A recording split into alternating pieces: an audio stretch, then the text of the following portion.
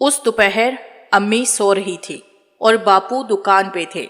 मैं कमरे में बैठी पढ़ रही थी जब रोहित भाई ने मुझे आवाज देकर कहा कि शोभा, मुझे ट्राउजर पकड़ा दो।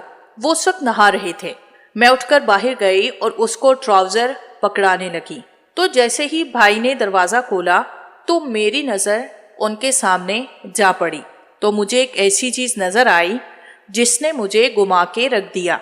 वो रोहित भाई का वो कांटा था जिसे देखकर मैं हैरान हो गई। भाई को जैसे ही अपनी गलती का एहसास हुआ, उसने मेरे हाथ से ट्राउजर पकड़ा और जल्दी से दरवाजे को बंद किया। लेकिन अब क्या फायदा, मैं वो चीज देख चुकी थी जिस पर मेरा कोई हक नहीं बनता था। मैं काफी ज्यादा परेशान हुई कि भाई को ऐसा नहीं करना चाहिए था। वो जानते थे कि उनकी हालत ऐसी नहीं कि अपनी बहन के सामने जा सकें। उनको एहतियात करनी चाहिए थी। लेकिन दूसरी तरफ वो चीज मेरी नजरों के सामने से हट भी नहीं रही थी। क्या ही ताकतवर चीज थी वो, खूब शानदार और जबरदस्त किस्म की। मुझे आज से पहले अंदाजा नहीं था कि कांटा इतना बड़ा भी होता है। खैर, मैं अब थोड़ी सी परेशान थी कि भाई का सामना कैसे करूंगी। वो भी जान चुके थे कि शोभा ने उसे देख लिया था। मैं बिस्तर पर लेट गई और आंखें बंद करके सोने की कोशिश करने लगी। मेरी आंखों के सामने वही नाग आया जो फन फैलाए खड़ा था। अचानक से मेरा दिल किया कि उसके सर पे प्यार से हाथ फेरूं तो वो राम हो जाएगा और मुझे कोई भी नुकसान नहीं पहुंचाएगा। मैंने तसव्वुर में ही उसके सर पे हाथ फेरना शुरू कर दिया तो वो आगे से मजीद फैल गया। लेकिन उसने मुझे कोई नुकसान नहीं पहुंचाया, शायद इसलिए कि वो साम किसी और का नहीं, मेरे भाई रोहित का था। मुझे ख्यालों ही ख्यालों में वो अच्छा लगने लगा और मैंने उससे दोस्ती कर ली और मुसलसल उसके सर पे प्यार से हाथ फेरने लगी। ऐसा करने से मुझे मीठा सा एहसास हो रहा था और जिस्म में मुख्तलिफ जगहों पर चींटियां सी रेंगती महसूस हो रही थी। तभी मेरे कमरे का दरवाजा खुलने की आवाज आई तो मैंने फट से आंखें खोली और जो मजेदार सा तस्वुर बन रहा था वो टूट गया। रोहित भैया मेरे पास आकर बैठे और बोले कि आज तो काफी ज्यादा गर्मी थी, 2 बार नहा चुका हूँ। मैंने मुस्कुरा के भैया को देखा तो वो बोले, मेरी गुड़िया मुस्कुरा क्यों रही है? मैंने कहा कि भैया आप भले 4 बार नहाओ, लेकिन प्लीज अपना सामान साथ लेकर अंदर जाया करो। फिर मुझे आवाजें देने लग जाते हो कि ये पकड़ा दो, वो पकड़ा दो। रोहित मेरी बात समझ के थोड़ा सा शर्मिंदा हो गया था और बोला कि हाँ बस मुझे भूल गया था, लेकिन तुमने कुछ देखा तो नहीं था ना? भाई की बात सुनकर मेरा दिल जोर से धड़क उठा। मालूम नहीं वो क्या पूछना चाहते थे। भाई, क्या मतलब, आप किस चीज की बात कर रहे हो? मैंने लेटी लेटी चेहरा दूसरी तरफ मोड़कर पूछा तो भाई ने अपना हाथ मेरे कंधे पे रखा और आहिस्ता से मेरा रुख अपनी तरफ करके बोले कि शोभा, अगर तुमने मेरा देख लिया है तो प्लीज मुझे माफ कर दो। मुझसे वो सब गलती में हो गया था। मैंने जल्दी से कहा, ये भैया ऐसी बातें मत करो, मैंने कुछ नहीं देखा, बस थोड़ी सी नजर पड़ी थी। फिर आपने दरवाजा बंद कर लिया था। वो बड़े गौर से मेरे चेहरे का जायजा ले रहे थे। मेरी बात सुन के हल्का सा मुस्कुराए और बोले, शोभा तुम मेरी बहुत प्यारी बहन हो और मैं हर वक्त तुम्हारे लिए परेशान रहता हूँ। मैं उठकर सीधी हुई और भाई के कंधे पे हाथ रख के बैठ गई।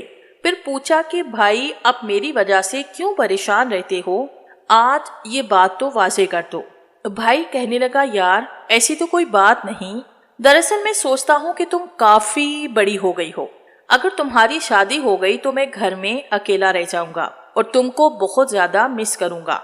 भाई ने काफी बड़ी पे जोर देते हुए कहा तो मैं उनके अंदाज पे मुस्कुरा पड़ी और पूछा कि भाई, पहले तो ये बताओ कि काफी बड़ी क्या होता है और कैसे पता चलता है कि ये लड़की काफी बड़ी हो चुकी है?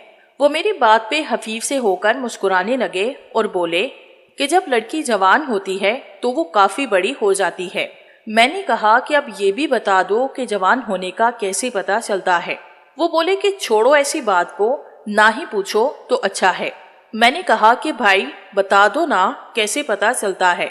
भाई ने मुझे अपने बाजू के हिसार में लिया और मेरे कान में बोले कि जब तुम्हारे लिए गिफ्ट लेकर आया था तो तुम्हारा साइज देकर ही मुझे मालूम हो गया था میں روہت بھیا کی بات کا مطلب سمجھ کر شرما گئی اور کہا کہ بھائی بھلے میں بڑی ہو گئی ہوں، لیکن یہ بات تو طے ہے کہ اتنی جلدی آپ کی جان چھوڑ کر یہاں سے نہیں جاؤں گی، لیکن اگر چلی بھی گئی تو آپ کی دلہن بھی تو آئے گی نا، تو آپ اس میں اتنا مگن ہو جاؤ گے کہ پھر آپ کو میری یاد نہیں آئے گی۔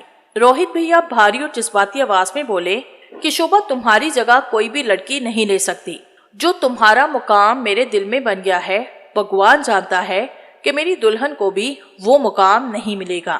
میں بھائی کی بات پہ حیران ہوئی اور کہا، بھائی یہ آپ نے عجیب بات کر دی ہے، بہن کی اہمیت اور پیار اپنی جگہ، لیکن بہن بیوی کی کمی تو پوری نہیں کر سکتی نا۔ میری بات سن کے روہت بھائی کچھ دیر خاموش رہے، پھر بولے کہ شوبھا مجھے ایک بات بتاؤ۔ میں نے کہا کہ پوچھو۔ کون سی بات بھیا؟ روہت کہنے لگا کہ بہن اگر چاہے تو بیوی کی جگہ لے سکتی ہے، اس میں کوئی ایسی بات نہیں، دونوں ہی ایک جیسا کام کر سکتی ہیں۔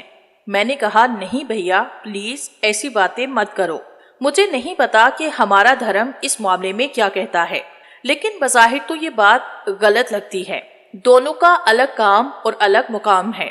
بھائی نے کہا بھلے تمہاری بات اپنی جگہ ٹھیک ہے، لیکن دونوں کے وہ مقام تو ایک جیسے ہیں نا۔ بھائی کی اس بات کا میرے پاس کوئی جواب نہ تھا، واقعی وہ صحیح کہہ رہے تھے کہ دونوں کے مقام ایک جیسے ہوتے ہیں، بس سوچ کا فرق ہوتا ہے کہ بیوی یہ کام کر سکتی ہے اور بہن سے کروانا مناسب نہیں ہے۔ کچھ پل خاموشی سے گزرے تو بھائی نے پوچھا کہ گڑیا میرا گفٹ کیسا لگا؟ میں نے کہا بھائی آپ نے اتنے پیار سے دیا ہے تو اچھا ہی لگے گا نا۔ وہ بولے کہ ہاں پیار سے تو دیا ہے، لیکن پہن کر دیکھا فٹ ہے یا ڈھیلا ہے؟